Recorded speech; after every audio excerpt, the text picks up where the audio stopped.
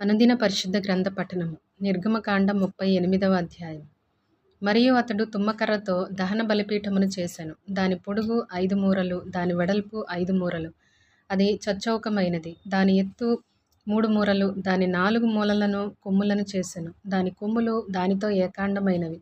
దానికి ఇత్తడి రేకు పొదిగించెను. అతడు ఆ బలిపీఠ సంబంధమైన ఉపకరణములన్నిటినీ అనగా దాని బిందెలను, దాని గరిటెలను, దాని గిన్నెలను, దాని మొండ్లను, దాని అగ్ని పాత్రలను చేసెను. దాని ఉపకరణములన్నిటినీ ఇత్తడితో చేసెను. ఆ బలిపీఠము నిమిత్తము దాని జవ క్రింద దాని నడిమి వరకు లోతుగానున్న వలవంటి ఇత్తడి జల్లెడను చేసెను. మరియు అతడు ఆ ఇత్తడి జల్లెడ యొక్క 4 మూలలలో దాని మోతకర్రలుండు 4 ఉంగరములను పోతపోసెను. ఆ మోతకర్రలను తుమ్మకర్రతో చేసి వాటికి రాగి రేకులు పొదిగించెను. ఆ బలిపీఠమును మోయుటకు దాని ప్రక్కలనున్న ఉంగరములలో ఆ మోతకర్రలు చెనిపెను. ఆ పలకలతో బలిపీఠమును గుల్లగా చేసెను. అతడు ప్రత్యక్షపు గుడారము యొక్క ద్వారమున సేవింపవచ్చిన సేవకురాండ్ర అద్దములతో ఇత్తడి గంగాళమును దాని ఇత్తడి పీటను చేసెను. మరియు అతడు ఆవరణము చేసెను. కుడివైపున అనగా దక్షిణ దిక్కున 100 మూరల పొడుగు గలవియు పేనిన సన్న నారవియునైన తెరలుండెను. వాటి స్తంభములు 20, వాటి దిమ్మలు ఇత్తడివి. ఆ స్తంభముల వంకులును వాటి పెండె బద్దలును వెండివి. ఉత్తర దిక్కుననున్న తెరలు 100 మూరలవి. వాటి స్తంభములు 20, వాటి ఇత్తడి దిమ్మలు 20. ఆ స్తంభముల వంకులును వాటి పెండె బద్దలును వెండివి. పడమటి దిక్కున తెరలు 50 మూరలవి. వాటి స్తంభములు 10, వాటి దిమ్మలు 10. ఆ స్తంభముల వంకులును వాటి పెండె బద్దలును వెండివి. తూర్పు వైపున అనగా ఉదయపు దిక్కున 50 మూరలు. ద్వారం యొక్క ఒక ప్రక్కను తెరలు 15 మూరలవి. వాటి స్తంభములు 3, వాటి దిమ్మలు 3. అట్లు రెండవ ప్రక్కను అనగా ఇరుప్రక్కలను ఆవరణ ద్వారమునకు 15 మూరల తెరలు ఉండెను. వాటి స్తంభములు 3, వాటి దిమ్మలు 3. ఆవరణము చుట్టూనున్న దాని తెరలన్నీయు పేనిన సన్ననారవి. స్తంభముల దిమ్మలు రాగివి. స్తంభముల వంకులను వాటి పెండె బద్దలును వెండివి. వాటి బోదెలకు వెండి రేకులు పొదిగింపబడెను. ఆవరణపు స్తంభములన్నీయు వెండి బద్దలతో కూర్పబడెను.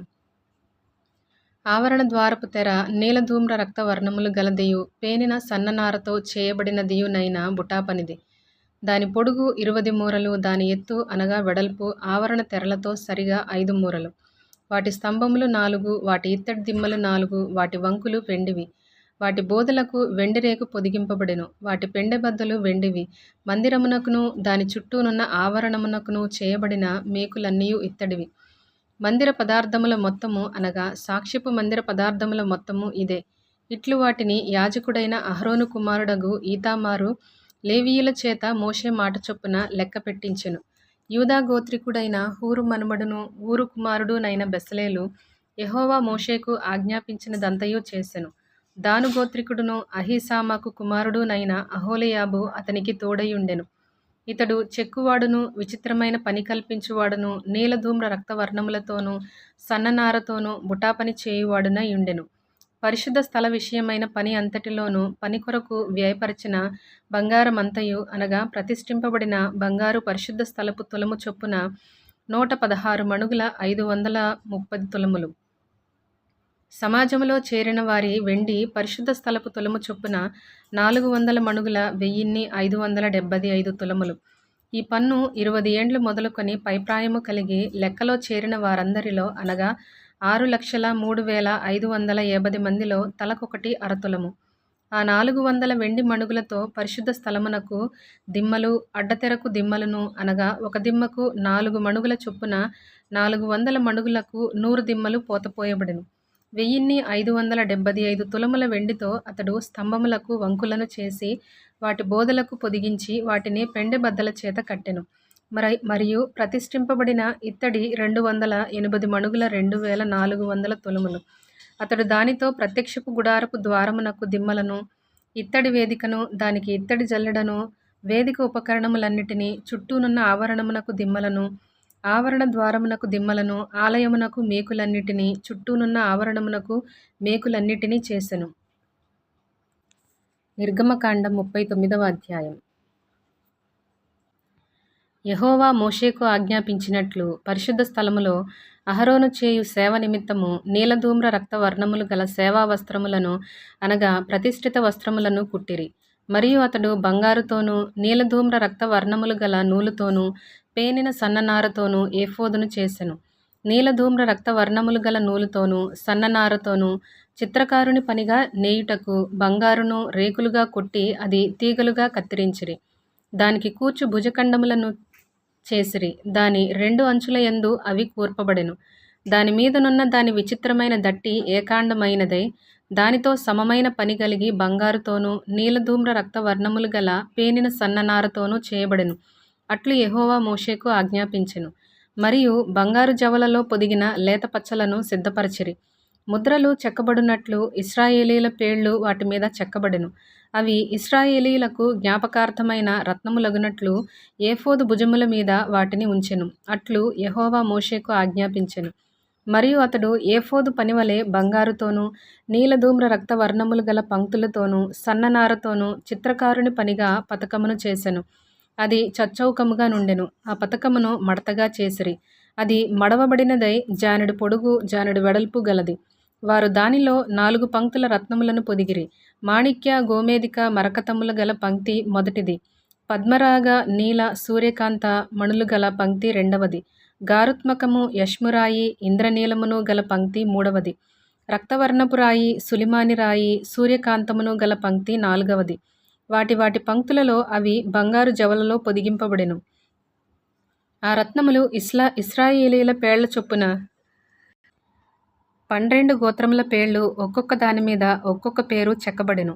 మరియు వారు ఆ పతకమునకు మేలిమి బంగారుతో అల్లిక పని అయిన గొలుసులు చేసిరి. వారు 2 బంగారు జవలు 2 బంగారు ఉంగరములను చేసి ఆ 2 ఉంగరములను పతకపు 2 కొనలను ఉంచి అల్లబడిన ఆ 2 బంగారు గొలుసులను పతకపు కొనలనున్న 2 ఉంగరములలో వేసి అల్లబడిన ఆ 2 గొలుసుల కొనలను ఆ 2 జవలకు తగిలించి ఏఫోదు భుజఖండముల మీద దాని ఎదుట ఉంచిరి. మరియు వారు 2 బంగారు ఉంగరములను చేసి ఏఫోదు నెదుటనున్న పతకపు లోపలి అంచున దాని 2 కొనలకు వాటిని వేసిరి.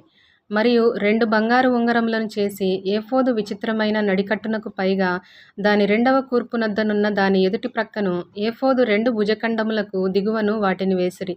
ఆ పతకము ఏఫోదు విచిత్రమైన దట్టీకి పైగా నుండునట్లు అది ఏఫోదు నుండి విడిపోకుండునట్లును ఆ పతకమును దాని ఉంగరములకును ఏఫోదు ఉంగరములకును నీలి సూత్రముతో కుట్టిరి. అట్లు యెహోవా మోషేకు ఆజ్ఞాపించెను. మరియు అతడు ఏఫోదు చొక్కాయి కేవలము నీలి నూలుతో అల్లిక పనిగా చేసెను. ఆ చొక్కాయి మధ్యనున్న రంధ్రము కవచ రంధ్రము వలె నుండెను. అది చినుగకుండునట్లు దాని రంధ్రమునకు చుట్టూ ఒక గోటు ఉండెను.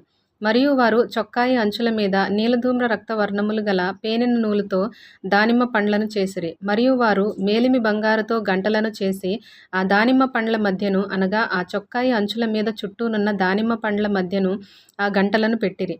యెహోవా మోషేకు ఆజ్ఞాపించినట్లు సేవ చేయుటకు ఒక్కొక్క గంటను ఒక్కొక్క దానిమ్మ పండును ఆ చొక్కాయి అంచుల మీద చుట్టూ ఉంచిరి.